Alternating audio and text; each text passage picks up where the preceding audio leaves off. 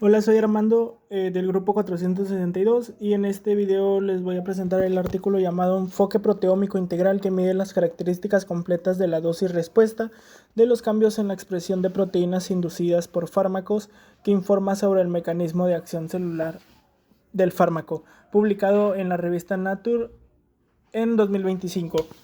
El tema central del artículo es cómo los fármacos afectan a la expresión de proteínas en células humanas, evaluando no solo si cambian, sino cuánto en función a su dosis. En farmacogenómica y farmacoproteómica, uno de los retos es ver cómo los medicamentos afectan al proteoma completo y no solo al objetivo específico, ya que muchas veces vemos que estos fármacos tienen estos off-target o tienen efectos indirectos o secundarios en rutas celulares como la degradación, etc.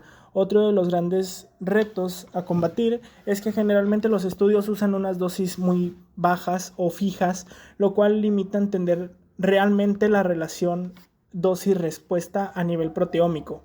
Por eso, este artículo eh, introduce una metodología para medir los cambios proteómicos incluidos por fármacos en múltiples dosis, cuantificando la expresión de miles de proteínas. Su metodología es sencilla. Se hace una selección primero de células y fármacos. Utilizaron células de tipo Yorkat, que son células humanas de leucemia T. Eh, Después de esto seleccionaron 144 fármacos de diferentes clases. Eh, la mayoría fueron aprobados, pero también utilizaron fármacos en investigación y e implementaron tratamiento con diferentes dosis de cada fármaco.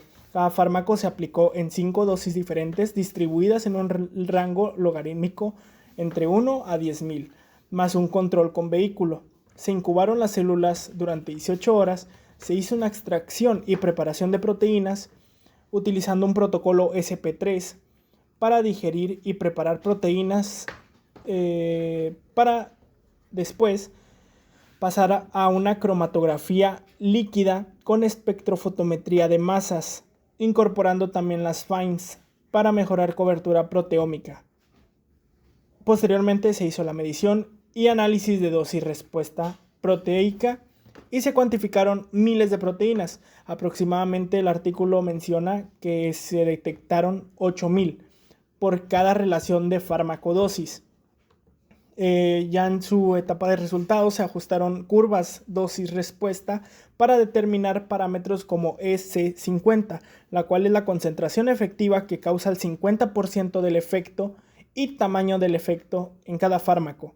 Además, compararon con datos de toxicidad, morfología celular, para ver si los cambios proteómicos se correlacionan con efectos celulares. Bueno, un análisis global de los perfiles de CRISPR reveló varias muestras, ¿verdad? En primer lugar, la cantidad del mayoría de las proteínas no cambió con el uso de fármacos en el experimento de 18 horas. Se identificaron alrededor de 73.299 casos de regulación ascendente y 77.724 de regulación descendente. En otra instancia, el impacto de los 144 fármacos en el proteoma de las células Yurkan, o sea, las células que se utilizaron en esta evaluación, varió considerablemente, pues algunas regulan más de 1.000 proteínas, mientras que otras solo unas pocas.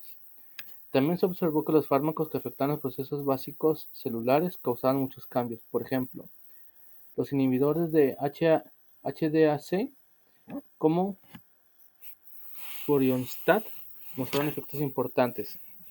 Por su parte, algunos fármacos como dirametostat causaron cambios proteómicos menores.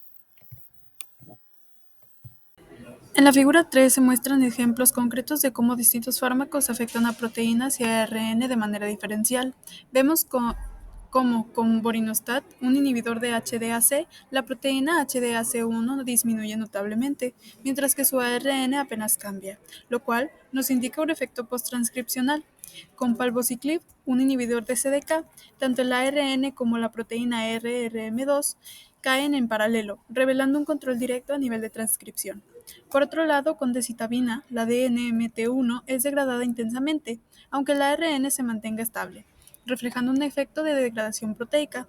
En el caso del metotrexato, la proteína DHFR se acumula sin grandes cambios en ARN, lo cual sugiere un bloqueo en su traducción. En conjunto, estos gráficos revelan que los medicamentos no actúan siempre de la misma manera. Algunos controlan la expresión génica desde el ADN, otros degradan proteínas directamente y otros interfieren en la síntesis. El panel adicional sobre brigatinib demuestra cómo un mismo compuesto puede modular no solo la abundancia de proteínas CLK, sino también la proporción de variantes de transcritos, abriendo la puerta a entender que los fármacos también remodelan el equilibrio de isoformas en la célula. Para los autores del artículo les sorprendió que los inhibidores de histonas desacetilasas, los HDAC inhibidores, formaran un clúster con una fuerte relación con la proliferación y activación de células T. De hecho, en la figura 4, aquí presente, el primer inciso es un heatmap que agrupa a los clústeres por diferentes patrones. El C1 son los genes que suben en la mitosis, el C2 son los genes que bajan la mitosis, el C3 son los inhibidores de la HSP90 que aumenta la respuesta a las proteínas mal plegadas, y el C4 son los genes relacionados con el ribosoma bajo, y el C5, que es el clúster de ahorita, son como los inhibidores de histonas acetilasas, bajan la proliferación de células T. En el resto de la figura tenemos de que en el inciso B vemos como en el ciclo celular que representa el clúster 1, se regulan proteínas que tienen que ver con la G1 y la fase M, y en el clúster 2 con el G1 y la fase S. En el inciso C son como tres drogas afectan la expresión de proteínas según sus dosis, y el inciso D como PS50 que mide el fármaco más potente, porque a mayor PS50 más potencia de fármacos. El inciso E y F es similar, pero estas proteínas son afectadas en la G1 que es el clúster 2. En cambio, C y D fueron afectadas en G2 y M. Continuando, los HDAC inhibidores regulan negativamente la expresión de muchos componentes claves del receptor de las células T.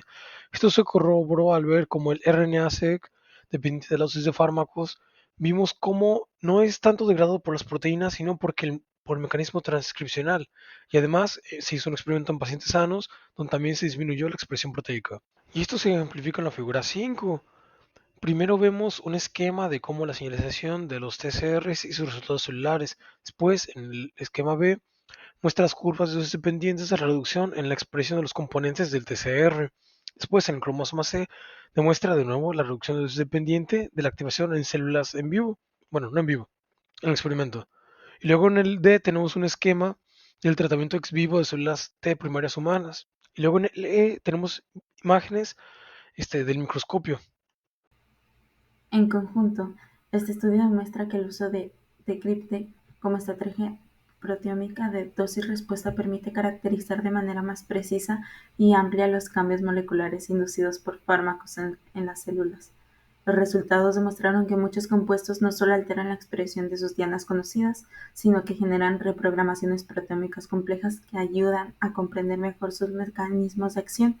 En particular, se destaca el hallazgo de que los inhibidores de histonas desacetilasa reducen de forma significativa la expresión del complejo del receptor de células T, lo que explica tanto su utilidad en ciertos linfomas y enfermedades autoinmunes como sus limitaciones en tumores sólidos. Asimismo, la aproximación no solo aporta un recurso para futuras investigaciones, sino que también abre nuevas posibilidades para el diseño de terapias más específicas y la evaluación de combinaciones farmacológicas en la práctica clínica.